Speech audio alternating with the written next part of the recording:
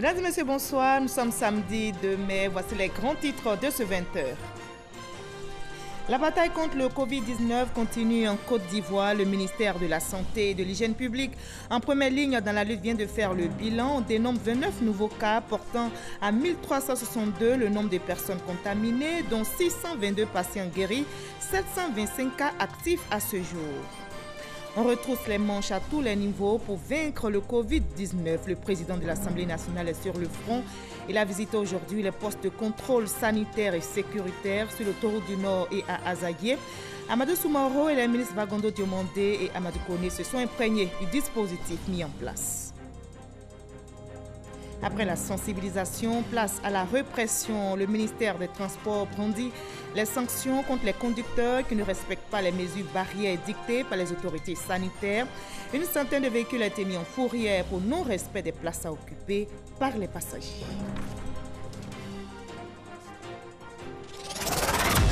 Soyez le bienvenu sur RTI 1. C'est un ramadan qui restera dans l'histoire de notre histoire à cause du coronavirus. Les mosquées, comme tous les lieux de culte, sont fermées, impossible de participer aux grandes prières communes à moins d'être connecté et de tout suivre sur Internet. Alors, question, comment vivre sa foi en cette crise sanitaire? Comment les communautés religieuses s'adaptent-elles? Comment le fidèle allie respect des règles sanitaires et préceptes religieux? Autant de questions que nous poserons à notre invité, Abayebou Kamagaté, auteur de l'ouvrage Conseil national islamique, histoire d'une symphonie inachevée. Bonsoir, monsieur Abayebou Kamagaté. Bonsoir, madame. Alors, vous êtes ingénieur en génie électrique à la retraite, un homme engagé pour la cause de l'islam et des musulmans, un engagement que vous prônez d'ailleurs dans votre ouvrage. Dites-nous, comment vivez-vous ce ramadan qui tombe malheureusement en pleine crise sanitaire? Vous savez, quand on est musulman, ça veut dire qu'on a la foi. On respecte ce que la nature. Nous les scientifiques, on dit la nature, mais quand nous croyons, on dit Dieu ou Allah. Donc nous subissons ce qu'il dit et nous acceptons tel quel. Donc je vis le ramadan de façon vraiment tranquille et dans la foi. Et vous allez nous en dire davantage, puisque vous évoquez justement dans votre ouvrage les vertus de l'islam et l'histoire du Conseil national islamique. On va se retrouver dans une trentaine de minutes. À tout à l'heure, monsieur Abayebou Kamagaté. Merci, madame. C'est la question du jour. Quel est le point de la situation sanitaire? Et la Côte d'Ivoire reste mobilisée pour gagner cette bataille contre le Covid-19.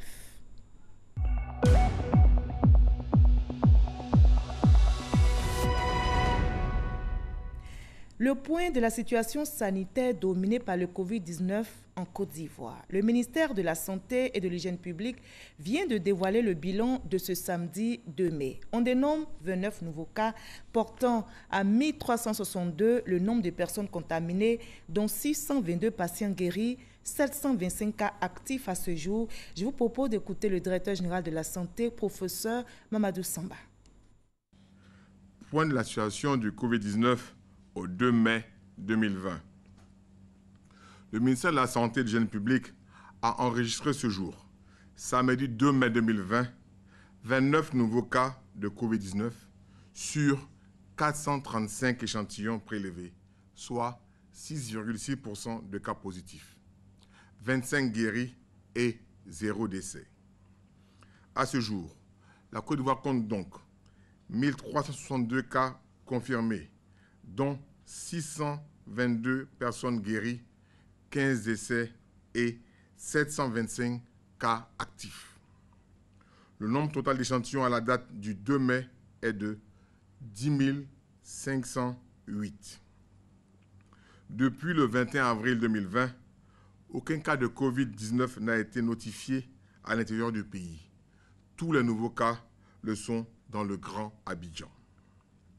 Le ministère de la Santé et de l'Hygiène publique mène plusieurs actions de façon régulière pour lutter efficacement contre ce fléau. Toutefois, si nous voulons limiter la propagation de la maladie, nous demandons le concours de toute la population. Cela passe par le respect des mesures mises en place par le gouvernement. Ainsi, il est important de rappeler que les mesures de prévention restent à ce jour les meilleurs moyens de lutte contre cette pandémie Il s'agit entre autres de se laver régulièrement les mains avec de l'eau et du savon. Tous les types de savons sont autorisés. Tousser ou éternuer dans le pli du coude ou dans un mouchoir à usage unique et le jeter à la poubelle. Éviter de se serrer les mains, les embrassades et les accolades. Respecter la distanciation de 1 mètre, mais surtout de réduire au maximum nos déplacements. Par ailleurs, devant l'apparition de signes tels que la toux, la fièvre, les difficultés respiratoires, vous êtes prié de contacter de toute urgence les numéros gratuits suivants, le 101, le 119, le 125 et le 143, ou de vous rendre dans un centre d'accueil et de dépistage. Le ministère de la Santé et de l'Hygiène publique remercie et félicite tous les acteurs de la santé pour leur engagement et leur dévouement dans la lutte contre cette pandémie. Et le coronavirus qui touche plusieurs pays, ce samedi 2 mai, on dénombre en Afrique, notamment au Burkina Faso, 649 cas confirmés, 44 décès. Au Ghana, 2169 cas confirmés, 18 décès. Au Bénin, 90 cas confirmés, 2 décès. Au Togo, 123 cas confirmés, 9 décès. En Guinée, 1537 cas confirmés, 7 décès. Au Libéria, 152 cas confirmés, 18 décès. Au Mali, 508 cas confirmés, 26 décès. Au Sénégal, 1115 cas confirmés, 9 décès. Au Madagascar, 135 cas confirmés, 0 décès. En Afrique, on dénombre au total au moins 10 600 cas confirmés, pas moins de 250 morts et au moins 3 200 personnes guéries. Dans le monde entier, on enregistre au total 3 392 771 cas confirmés et 241 193 décès. Et justement, le point presse quotidien du gouvernement s'est tenu ce samedi. Il a été animé par Dr Edith Kwasi, conseiller technique du ministre de la Santé et de l'Hygiène publique, et le commissaire Bleu Charlemagne, porte-parole de la police nationale. Il en ressort qu'Abidjan demeure l'épicentre de la maladie. L'appel est donc lancé pour le respect strict des mesures barrières. Jean-Luc Bambo. Aucun nouveau cas de malade à coronavirus signalé à l'intérieur du pays depuis le 21 avril.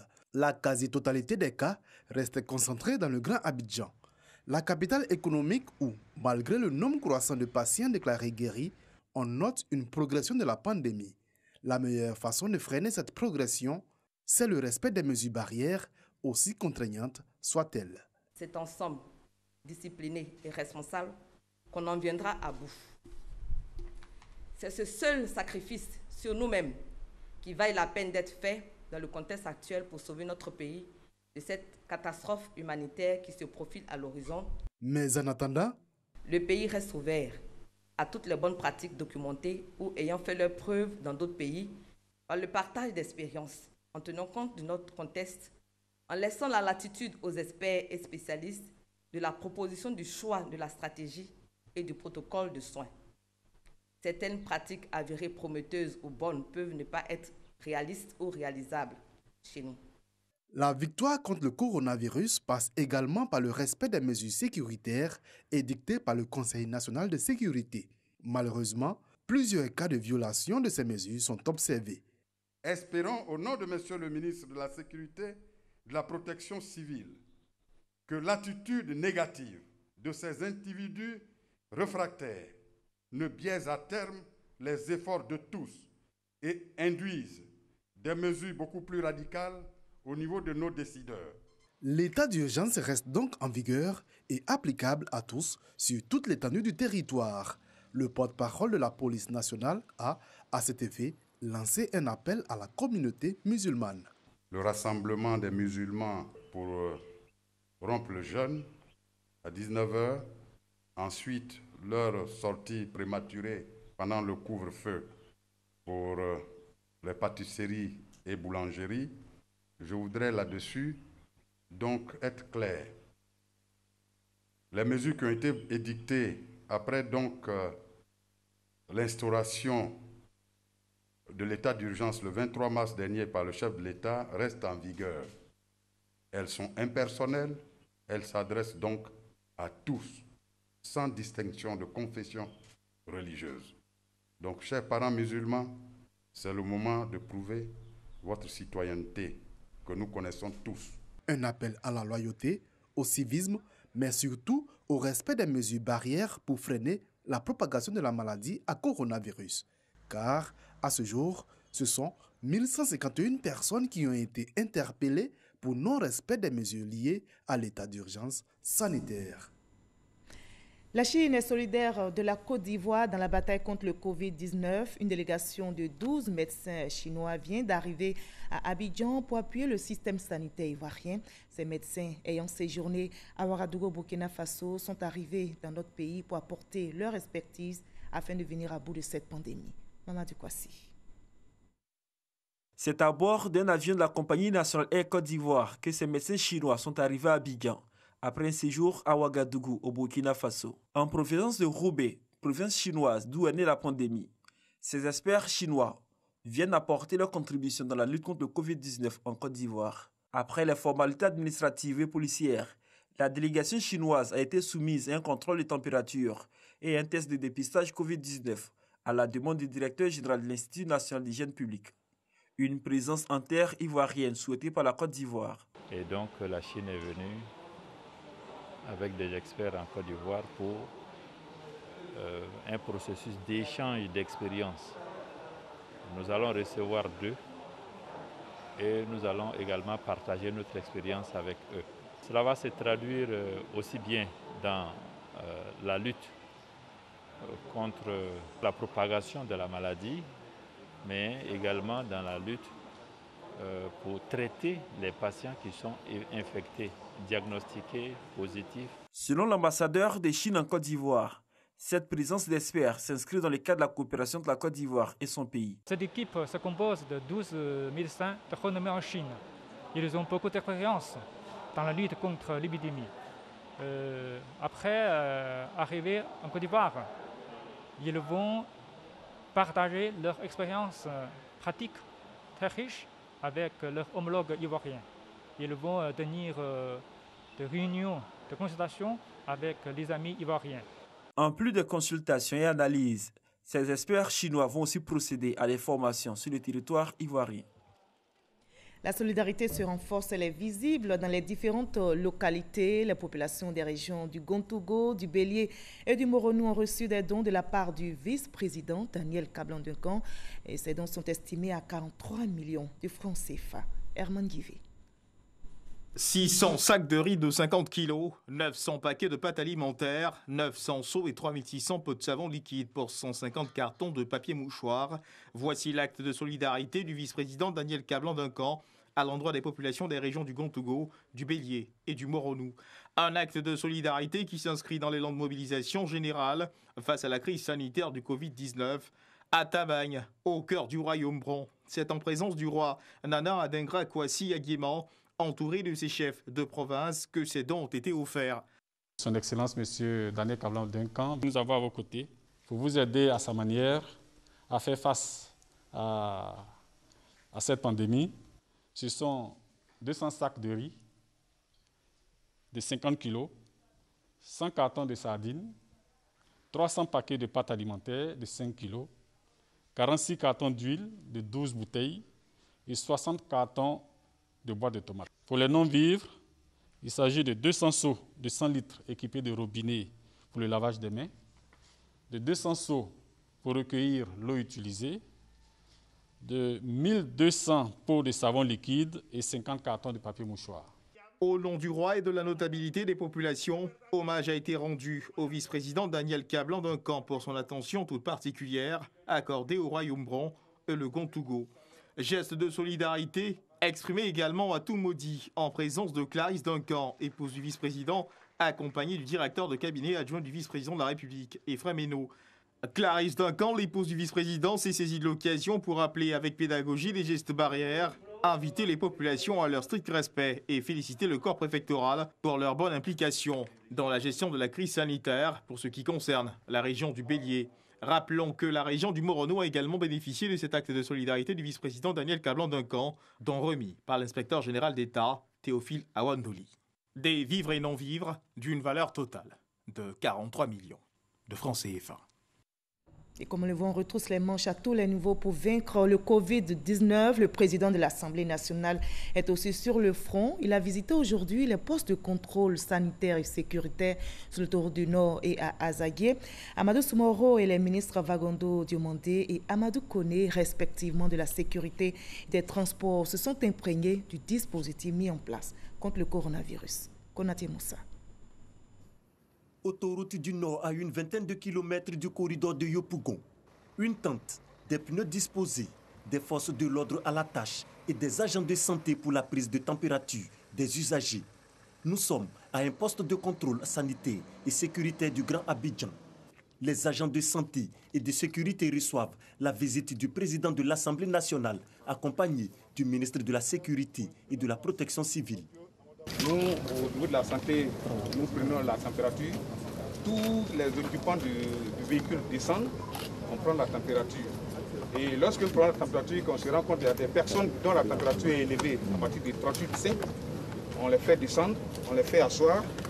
Et quelques minutes après, 10 minutes après, on reprend leur température. Si la température est encore élevée, en ce moment, on fait une évacuation avec notre véhicule de liaison dans le centre le plus proche. Des échanges avec les agents pour s'enquérir de leur méthode de travail. Même décor à Azagué, où la délégation enregistre la présence du ministre des Transports pour aider les forces de l'ordre à traquer les individus qui contournent nuitamment le poste de contrôle. Le président de l'Assemblée nationale décide de leur offrir 1000 torches. Il a été dit tout à l'heure qu'il y a quelques difficultés quand il fait nuit. Vous venez de nous donner la lumière pour mettre à nu tous ces individus qui pensent que c'est en contournant le poste qui rend service à la Côte d'Ivoire, que non, qu'ils soient découverts. Et c'est avec la lumière qu'on va les découvrir. C'est la raison pour laquelle le don que vous venez de faire est tout un symbole de clarté dans tout ce que nous allons faire ensemble. Le combat contre le Covid-19 engage la responsabilité de tous. En premier lieu, les agents de santé et de sécurité. Ceux en poste aux différentes entrées du Grand Abidjan sont encouragés par le président de l'Assemblée nationale. Le coronavirus ne se déplace pas selon les spécialistes. C'est nous qui le déplaçons. Votre mission est en train d'empêcher que le virus n'atteigne l'intérieur du pays. Et ça, c'est très, très, très, très important. Que ce soit vous-même et le corps sanitaire, je voudrais vraiment vous encourager. Et je voudrais aussi lancer un appel aux Ivoiriens. C'est dans la solidarité et dans la discipline que nous pourrons vaincre cette crise sanitaire. Le président Amadou Soumaoro rassure de la disponibilité de son institution aux côtés de tous les acteurs engagés contre le Covid-19 afin de freiner cette pandémie qui a endeuillé des familles. Il faut donc soutenir les populations vulnérables en cette crise sanitaire. Cet appel des autorités trouve un écho favorable auprès de bonnes volontés qui se manifestent de plus en plus. La société Bondoukou Maganaise vient justement de s'inscrire sur la liste des donateurs. Elle a offert des dons d'une valeur de 60 millions de francs CFA au ministère de la Solidarité, comme nous le rapporte Astoutori. Ils se sont succédés dans les locaux du ministère de la Solidarité, de la Cohésion sociale et de la lutte contre la pauvreté pour apporter leur contribution à la lutte contre le Covid-19. Il s'agit de l'Union des ressortissants des pays membres de la CEDEAO, la communauté mauritanienne résidant en Côte d'Ivoire et la société d'annonces spécialisée dans le nutritionnel infantile. Je suis venue aujourd'hui avec la communauté mauritanienne résidant en Côte d'Ivoire pour présenter un don pour lutter contre l'épidémie de coronavirus. Vu la gravité de la pandémie mondiale, les présidents ont voulu faire un geste, montrer au gouvernement ivoirien que nous partageons les mêmes peines. Aujourd'hui, le groupe a décidé d'exprimer une fois de plus cette solidarité à travers un don. Le virus ne fait pas de discrimination et donc il est très important qu'on puisse aussi apporter un soutien aux enfants et aux mères. Ces dons réceptionnés par la ministre Mariatou Koné vont être remis aux collectivités territoriales qui, à leur tour, les redistribueront aux populations. La ministre a exprimé sa gratitude et sa reconnaissance pour ce geste de solidarité. Ces dons seront redistribués aux plus vulnérables. C'est ensemble, en conjuguant nos efforts, que le Covid va vite partir de la Côte d'Ivoire, de l'Afrique et du monde entier.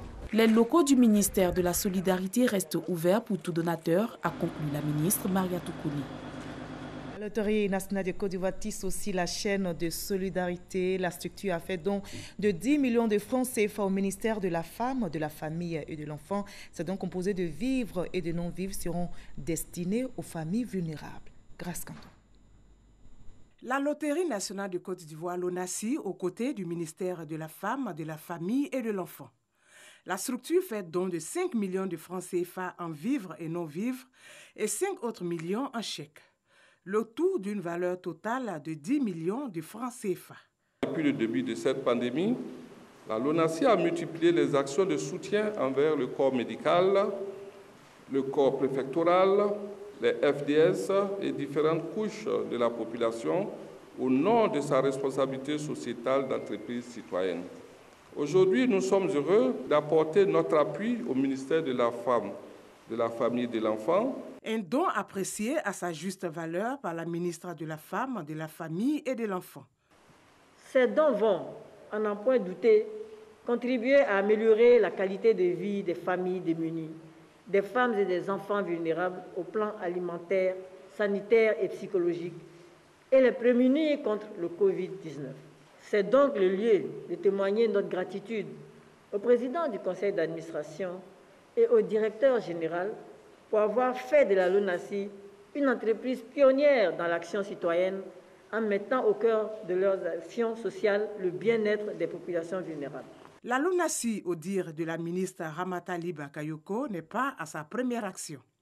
Elle réalise des investissements à caractère social et culturel dans plusieurs régions du pays. La solidarité se renforce et c'est bon pour le moral en cette crise sanitaire. Le ministère de la Construction, du Logement et de l'Urbanisme et son partenaire, la Fondation Shelter Afrique, ont remis 2000 kits alimentaires dans les quartiers Koweït, Ayopougon et Grand Campement à Koumassi. Le reportage de Cheikh Koni. Plus de 50 jours après la découverte du premier cas de la maladie à coronavirus en Côte d'Ivoire, les actes de solidarité envers les populations vulnérables se multiplient. 1000 ménages défavorisés, soit 5000 personnes dans le quartier précaire du Koweït, à Yopougon, ont reçu des kits alimentaires des mains de l'organisation panafricaine de financement du développement du logement, Shelter Afrique, et son partenaire institutionnel, le ministère de la Construction, du Logement et de l'Urbanisme. Un geste qui tombe à point nommé. Ces dons, c'est ce qu'on entendait au nom du gouvernement et on attendait aussi à cette structure. Depuis 3 jours, ils sont derrière nous. Et nous avons accueilli ces dons-là à bras ouverts. Après Yopougon, ce sont 5000 autres personnes démunies du quartier précaire Grand Campement dans la commune de Koumassi qui reçoivent ce soutien de l'institution. Cette action a pour but d'alléger le fardeau que la pandémie fait peser dans les ménages vulnérables, selon les premiers responsables de Shelter Afrique. La pandémie de Covid-19, c'est une réalité qui s'est imposée au monde entier.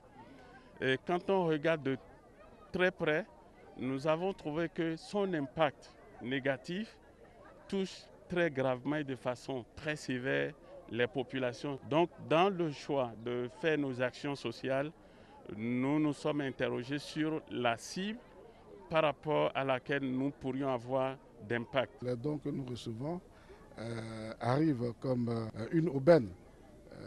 Nous disons merci au ministre Koné Bruno, merci surtout aussi à la Fondation Shelter Afrique. Bruno Koné a salué l'initiative et a invité en retour les populations au respect strict des gestes barrières. Nous apprécions donc que des privés, que des particuliers, que des ONG s'associent à l'État dans cet effort vers nos concitoyens qui sont les plus vulnérables. C'est dans ce cadre que nous sommes ici pour manifester la solidarité du gouvernement, la solidarité de l'État à tous ceux qui sont aujourd'hui en difficulté. À la suite de ce don de kit alimentaire d'une valeur de 20 millions de francs CFA, le groupe panafricain, avec à sa tête son vice-président Célestin Kouala, a remis un chèque d'un montant de 5 millions de francs CFA au ministère de la Santé à l'effet d'accroître les capacités opérationnelles du Centre des maladies infectieuses de Treichville. La fraternité s'accentue. Les mesures aussi pour venir à bout du Covid-19. Le gouverneur du district Robert Begré-Mambé a remis plus de 31 millions de francs CFA en termes de produits sanitaires et des tonnes de vivres aux députés du district d'Abidjan. Il s'agit à la réalité de mettre ces derniers en mission de sensibilisation pour le respect des mesures barrières et venir en aide surtout aux populations fragiles. Franck Quadio. Abidjan, le district durement impacté par la crise à coronavirus Covid-19, les initiatives pour faire barrage se sont multipliées depuis la déclaration de la pandémie. Au niveau de la capitale économique, une matrice d'action est élaborée depuis quelques semaines par le gouverneur du district. L'enjeu est de toucher toutes les franges de la société. Ce matin donc, des kits sanitaires, des seaux équipés, des gels hydroalcooliques et des cache-nez, du savon et autres accessoires, mais aussi des vivres, 6 tonnes de riz et plus de 3 tonnes de sucre, du lait entre autres. Au total, plus de 31 millions de francs CFA offerts aux députés des 13 communes du district d'Abidjan. Des élus qui estiment ainsi être mis en mission pour prêcher la nécessité du respect des mesures barrières. Dire aux populations que c'est une réalité, il faut respecter tout ce que le gouvernement a mis en place. Le lavage des mains, la distanciation de 1 mètre. Les collectivités, mais aussi toutes les franges de la population touchées. Les dosseurs de Nama, ce sont ces jeunes qui officient comme gérants de parking et aussi bénéficiaires de cette action du gouverneur du district d'Abidjan. Plus de 1 million de francs CFA de dons en vivres, en non-vivres, dont des kits sanitaires. Nous allons nous organiser et puis créer un groupe pour sensibiliser la population en portant des masques, en se lavant les mains régulièrement. Et le message du gouverneur Begré-Mambé à l'occasion de la remise symbolique des dons, la discipline et le respect des consignes d'hygiène, unique gage de victoire contre le coronavirus. C'est un sens de solidarité et surtout de sensibilisation. Il faut éviter d'aller acheter des masques de mauvaise qualité et il faut éviter d'aller prendre les masques qui ont été déjà utilisés pour les recoudre et les remettre sur le marché. Si nous le faisons, c'est la meilleure façon d'aider la maladie à prendre forme dans notre société. Rappelons que cette initiative du district d'Abidjan s'inscrit dans une stratégie globale estimée à 719 millions de francs CFA et déclinée en 5 volets, dont la sensibilisation et la remise de kits sanitaires aux populations fragiles. Et après des semaines de sensibilisation, place à la répression. Le ministère des Transports brandit maintenant les sanctions contre les conducteurs qui ne respectent pas les mesures barrières édictées par les autorités sanitaires. Une centaine de véhicules a été mis en fourrière pour non-respect des places à occuper par les passagers. Mamadou Kwasi. Ce véhicule de transport en commun à destination de Beaunois est immobilisé par les éléments de la police nationale, avec pour motif principal le non-respect du nombre de passagers admis en cette période de lutte contre le Covid-19. Le véhicule sera mis en fourrière à la demande du directeur de la police spéciale de la sécurité routière. C'est donc parti pour la phase de répression après les nombreuses campagnes de sensibilisation. Depuis ce samedi 2 mai 2020, les policiers appuyés des gendarmes ont investi le territoire du Grand Abidjan pour traquer tous les récalcitrants. C'est 9 passagers qui sont là. Privé ou public de personnes, 9 personnes, 9 places, y compris le conducteur. Voilà. C'est-à-dire que toi, plus un apprenti, vous tous, vous devez être 9 dans le véhicule. Vous attendez? Du moment où vous excédez 9, vous êtes en infraction. Vous allez prendre votre contravention et puis vous allez partir. Selon le type de véhicule, il y a des places qui sont bien indiquées. Alors donc, quand nous arrêtons le véhicule, nous comparons la carte grise dans le nombre de places et le nombre de places effectives occupées dans le véhicule en question. Nous vérifions également, en plus du nombre de places, le port des cache-nez en ce qui concerne les occupants du véhicule, également le conducteur. Pour ceux qui n'en ont pas, nous leur donnons également les cache-nez et nous leur conseillons de s'en approprier eux-mêmes pour les jours à venir. De Koumassi à Port-Bouillet, en passant par Marcory et Treichville, les forces de défense et de sécurité sont sur le terrain pour contrôler les effectifs, mais aussi inviter la population au port des cache-nez. À Treichville, même les autobus de la Sotra n'échappent pas au contrôle des éléments du commissaire Abou Bakayoko. Depuis ce matin, nous avons contrôlé environ 300 véhicules. Et sur ces 300 véhicules, tant particuliers que les véhicules de transport, Nous sommes déjà à 4 véhicules qui ont été déjà mis en fourrière. Nous avons également distribué des cache-nez conformément aux instructions de la hiérarchie. Après 13 villes cap sur la commune de Yopougon, ici également, les agents en charge du contrôle sont sur le terrain. Personne n'échappe aux actions de la police. Les véhicules particuliers et de transport en commun sont saisis pour non-respect du nombre de personnes à transporter. Ce qui est prévu, c'est de mettre leurs véhicules en fourrière. Donc la contravention qui encadre la fourrière leur est remise. Donc pour retirer leur véhicule, ils doivent d'abord se présenter à la préfecture de police, payer la somme de 22 500 francs. Le transport il est nécessaire, l'activité est maintenue par le transport, mais il ne faudrait pas que par ce transport-là aussi, le virus soit divulgué à grande échelle. Et donc chacun doit jouer sa part. Nous demandons aux transporteurs d'appliquer juste seulement pour tout ce temps-là, pour que les résultats soient acceptables pour tout le monde. Cette opération de répression démarrée ce samedi 2 mai va durer 45 jours et va s'étendre à tout le territoire national. Tout ceci pour casser la chaîne de contamination du Covid-19. Appliquons donc tous les mesures barrières et les actions pour barrer la route au Covid-19 à San Pedro se poursuivent. Le port autonome et ses partenaires de la communauté portuaire ont fait un important don de 50 millions de francs CFA en nature. Il s'agit entre autres d'un dispensaire mobile de vivres et de non-vivres. Le reportage est signé Sam Kona.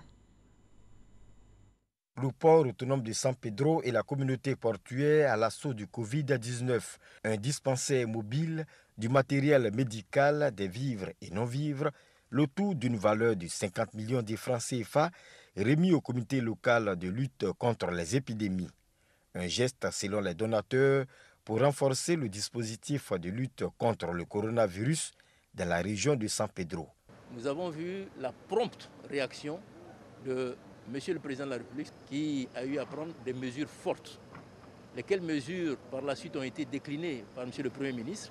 Il était important qu'au nom du ministre des Transports, nous puissions apporter en tout cas notre contribution à la lutte contre le Covid-19, surtout à la consolidation en ce qui concerne la ville de San Pedro, des résultats que nous avons observés s'agissant naturellement de la maîtrise de cette pandémie au niveau de San Pedro. Nous voudrons remercier toute la communauté portuaire, en particulier son président, parce que dans cette lutte, nous avons besoin de beaucoup d'instruments.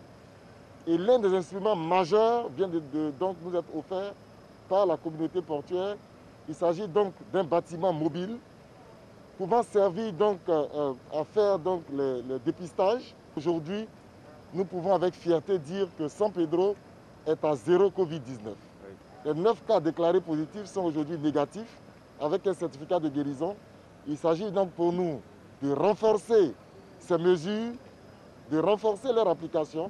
Avant ce don, les responsables du port ont fait désinfecter le port de pêche, remis des cache-nez aux commerçants et mis en place un comité de veille et de sensibilisation. Objectif, selon le directeur général, mettre le port en première ligne dans la sensibilisation contre la propagation du Covid-19 dans la région de San Pedro.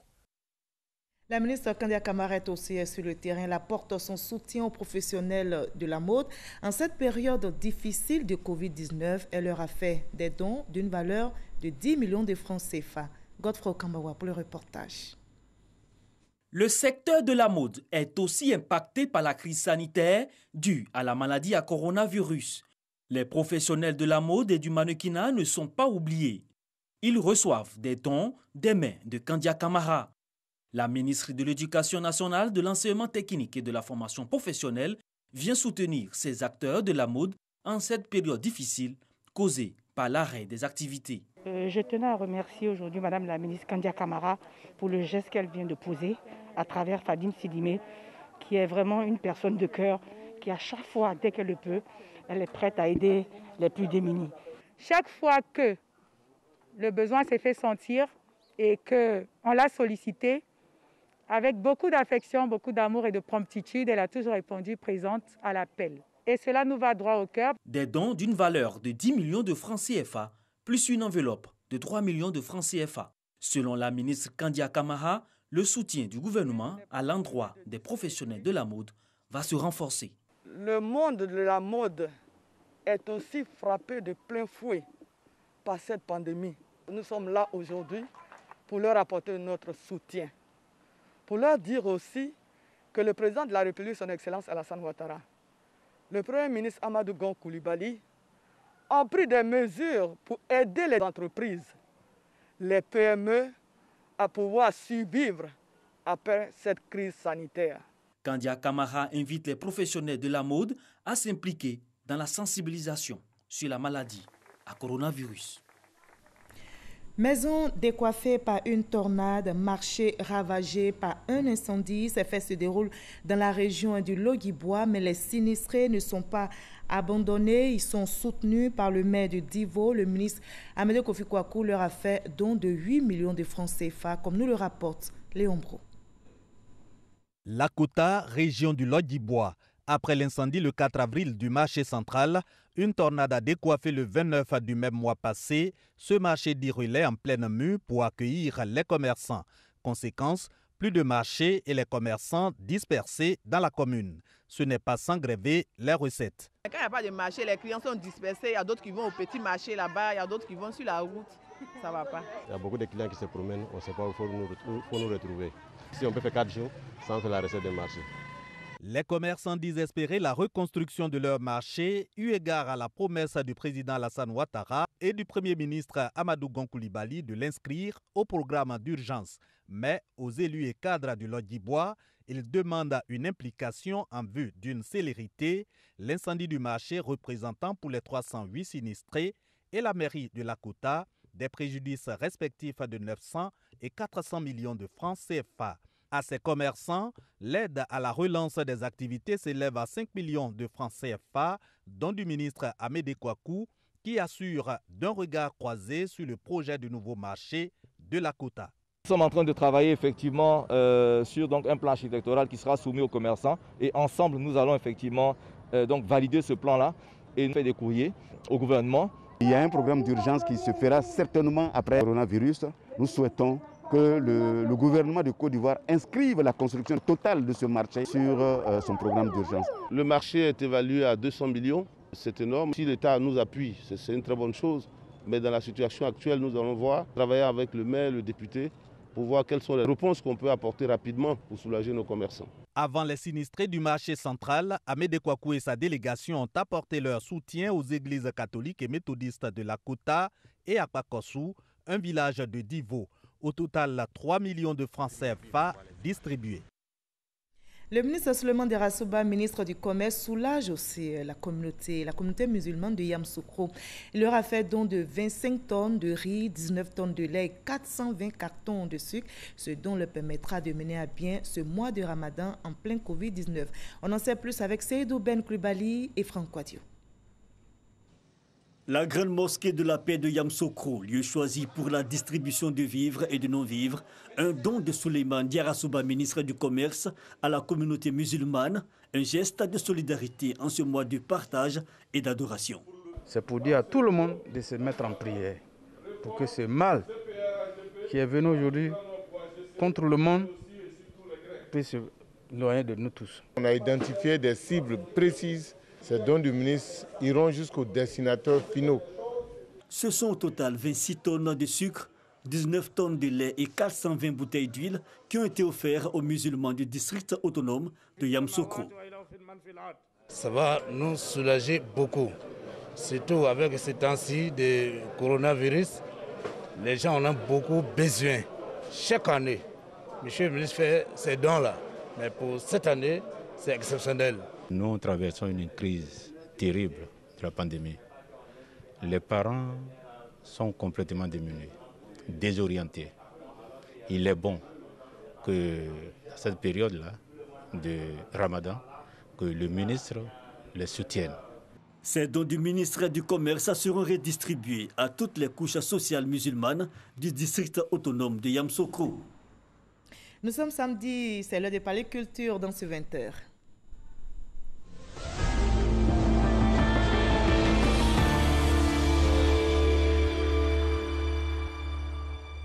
On en arrive à l'entretien avec notre invité de la page culture de ce samedi. On vous retrouve, M. Abayebou Kamagaté.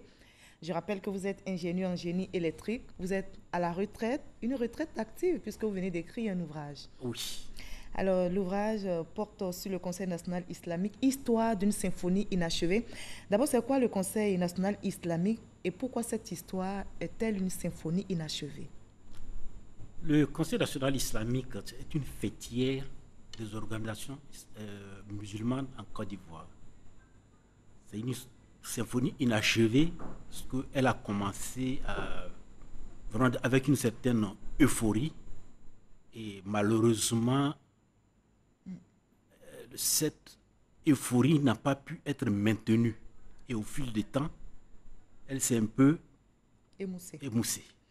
Et justement, vous donnez les recettes, sinon les secrets pour donner du souffle à ce Conseil national islamique, et cela se trouve dans votre ouvrage, un ouvrage qui a été lu et bien résumé par notre confrère Franck Odieu. On va regarder et en reparler.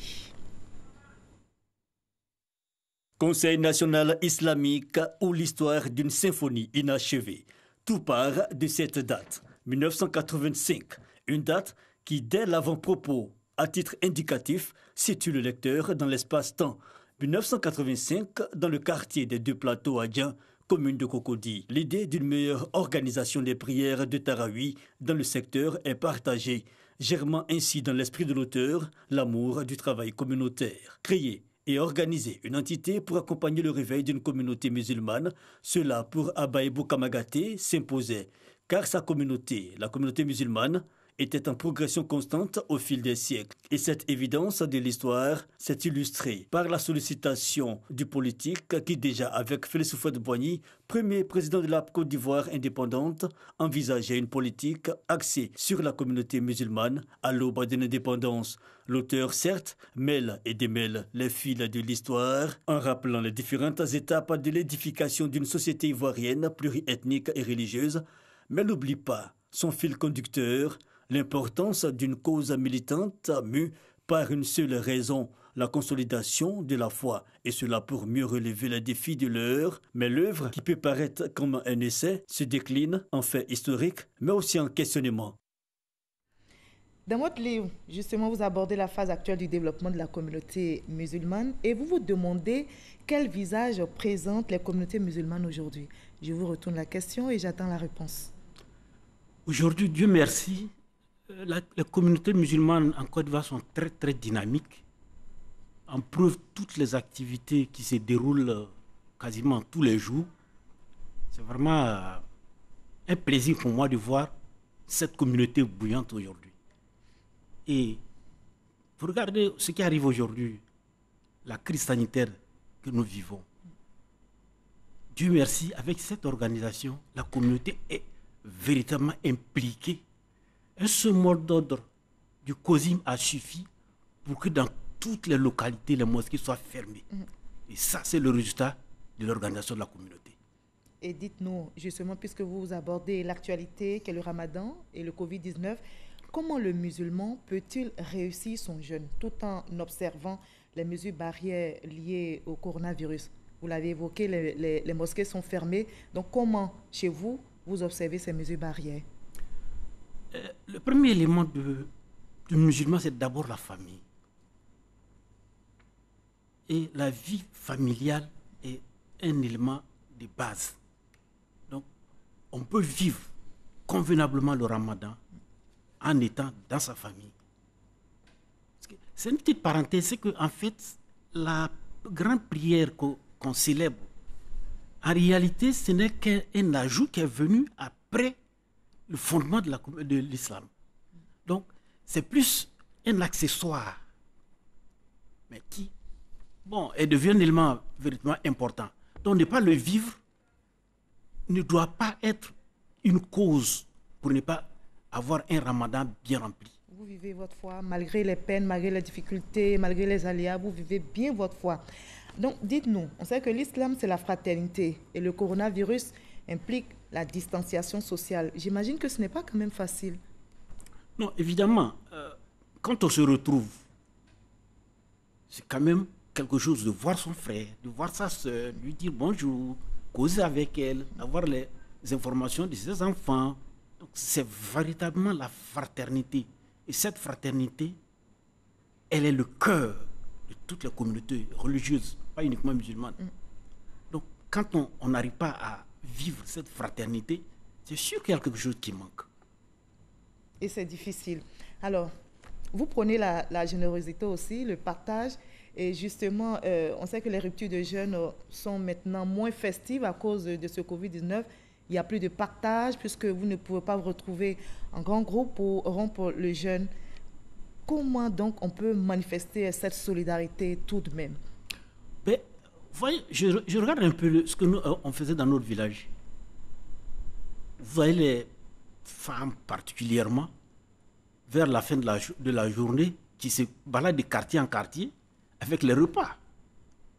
Donc, on peut s'asseoir ensemble pour les partager, mais on peut aussi les partager par le canal de la distribution.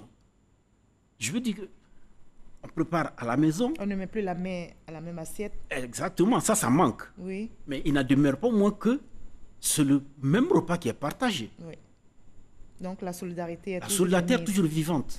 Alors, en tant que croyant, peut-on s'en remettre uniquement à Dieu pour faire face à cette maladie?